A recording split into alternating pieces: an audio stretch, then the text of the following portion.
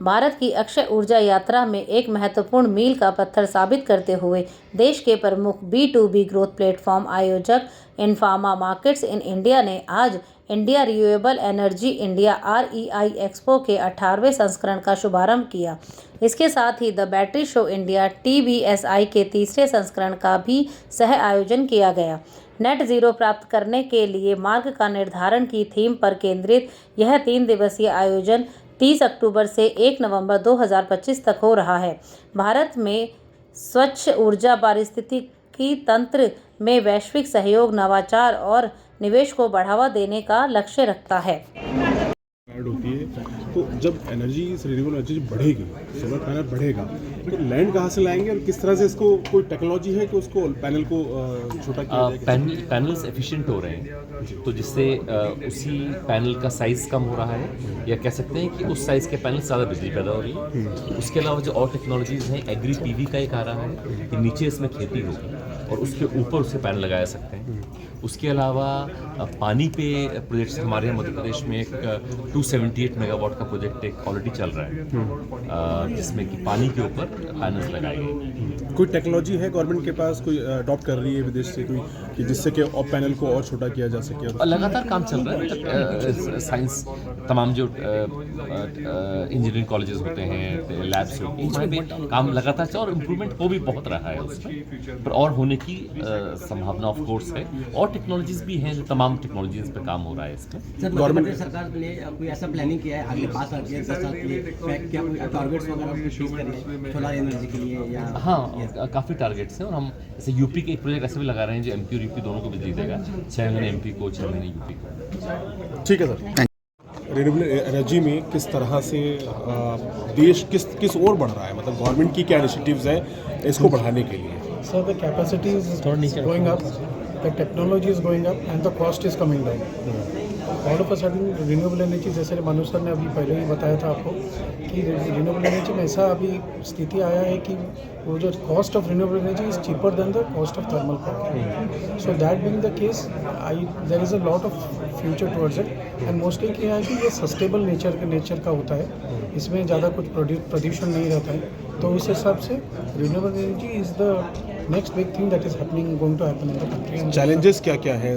Challenges इसमें ये है कि पहले तो वो टेक्नोलॉजी का रैपिडली चेंज हो रहा है, that is a big challenge. Number 2 is that जैसे कि नॉर्मल कॉन्स्टेंट्स रहता है कि जैसे कि there has to be a complementing grid. ये जो ग्रिड होता है, जो नेटवर्क होता है, transmission network, this has to be more flexible, more resilient. ये सब उसके बारे में ये सब अभी government of India has started taking steps, जैसा कि ग्रीन एनर्जी कॉरिडोर्स बना रहे हैं, जाकि ये जो बिजली जो बन रहा है एट लोड्स जनरेटिंग स्टेशंस, वो it can be transmitted to all other parts of the state and the country. ठीक है सर। इसमें कितने कंट्रीज ने हिस्सा लिया और क्या आज का उद्देश्य है? सो ये हमारा 18th year of the show है, रिन्यूएबल एनर्जी शो। ये दर बदर बढ़ रहा है every year, it's been increasing. और ये साल अगर दोनों शो, बैटरी शो और रिन्यूएबल शो मिला के 1100 से ज़्यादा एग्जिबिटर्स आए हुए हैं ये शो में, और पार्टिसिपेशन फ्रॉम ओवर 40 कंट्रीज़ है। और तो उद्देश्य यही है कि कैसे क्लीन एनर्जी मोमेंटम को बढ़ाया जाए। जो प्रधानमंत्री जी का हमारा जो उद्देश्य है कि क्लीन एनर्जी रहे, आज आगे फ्यूचर में जो फॉसिल फ्यूल्स को डिप्लीट करने वाले जो एनर्जी है उससे ज़्यादा मूव होकर क्लीन एनर्जी में मूव करे, और जो नॉट ओनली जनरेट करो, उसको कैसे स्टोर करके चीपर रिसोर्सेज में स्टोर करके आगे यूज़ हो सकते हैं। तो क्या पहले होता सोलर से जनरेट होके अगर नहीं यूज़ किया तो वेस्ट होता था, अभी स्टोरेज हो रहा है उसका, स्टोर करके, और स्टोरेज का प्राइसेस भी कम हो रहा है। सो वो सारे नए नए डिवाइसेस, कंपोनेंट्स, वो सारे ये शो में एग्जिबिट हो। योगेश जी, 18वां एडिशन है आपका, ये क्या अचीवमेंट है अब तक?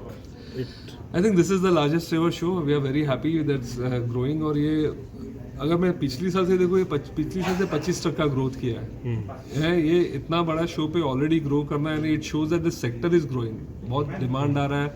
और ये शो में एक शो नहीं बना है, सिर्फ एक एग्जीबिशन नहीं है जहाँ पे सिर्फ प्रोडक्ट्स और कंपोनेंट्स और टेक्नोलॉजी डिस्प्ले, यहाँ पे एक नॉलेज और नेटवर्किंग प्लेटफॉर्म है।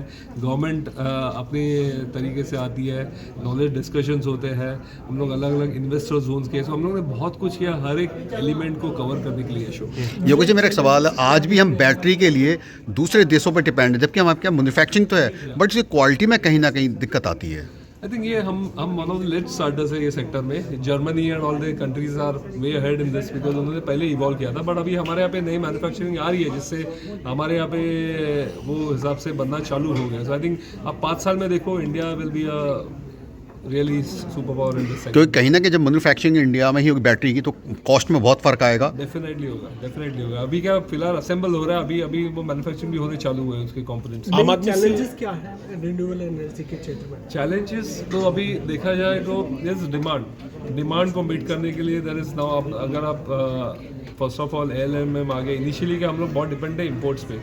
अभी गवर्नमेंट ने जो एलएमएम का रिक्वायरमेंट डाला है जहाँ पे इंडिया में मैन्युफैक्चरिंग हो जाए तो वो उतना हिसाब से मैन्युफैक्चरिंग आने बहुत ज़रूरी था। अभी वो हिसाब से अभी आ रही चालू हो गया है। So we are trying to meet that demand which is getting generated in India. इसीलिए वो देखा जाए जो कुछ उड़ीसा बोल रही government is going to cap on the export because आज इंडिया में इतना डिमांड है। अगर इंडिया की डिमांड पूरी ना कर सको तो बाहर एक्सपोर्ट करके क्या करोगे? सर आम आदमी से कितना कनेक्ट किया है आप लोगों ने अब तक? आम आदमी से बहुत ज़्यादा, बिकॉज ये एक मोमेंटम है। हम लोग यहाँ पे सारे एंड यूजर्स को भी बुलाते हैं जो जैसे सोसाइटीज़ में या इसमें जो यूज़ करते हैं, they are also coming and visiting the show. ये जाके इवेंचुअली अपने अपने कॉलोनीज में सोसाइटीज़ में भी इम्प्लीमेंट हो। सर एक सवाल ये कि जो पैनल बहुत बड़ा होता है, कोई टेक्नोलॉजी है आपको कोई अडॉप्ट कर रहे हैं जिससे पैनल जो छोटा हो जाए? चूंकि इतनी लैंड कहाँ से कितनी लाएंगे एनर्जी बढ़ेगी तब? See the thing is efficiency बढ़ा सकते हो। नंबर ऑफ पैनल्स हम पहले 10 पैनल लगते थे, अभी अगर आपके मोर एफिशिएंट पैनल तो आज 5 पैनल में काम चलेगा। पैनल का साइज तो वैसे ही रहता है, बट ओनली थिंग इज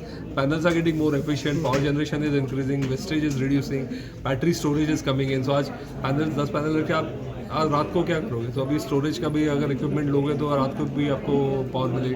अब मनुष्य श्रीवास्तव जी बोले we could move in the future to 100% solar और रिन्यूएबल सोल्यूशन। गवर्नमेंट के पास कोई प्लान है इसको बढ़ाने के लिए? आपसे इंटरेक्शन जब होता है government definitely is setting goals. जो मैन्युफैक्चरिंग बेस दिया है इंडियन कंपनीज को, एक बहुत बड़ा बेस दिया उन्होंने जो मैंडेटरी किया। पहले सिर्फ सोलर पैनल्स के लिए था, अभी अपना इसके लिए कर रहे हैं कि आप मॉड्यूल्स की जगह पे अभी इन्वर्टर्स के लिए, वेफर्स के लिए, हर एक के लिए अभी now they are saying manufacturing has to happen in India.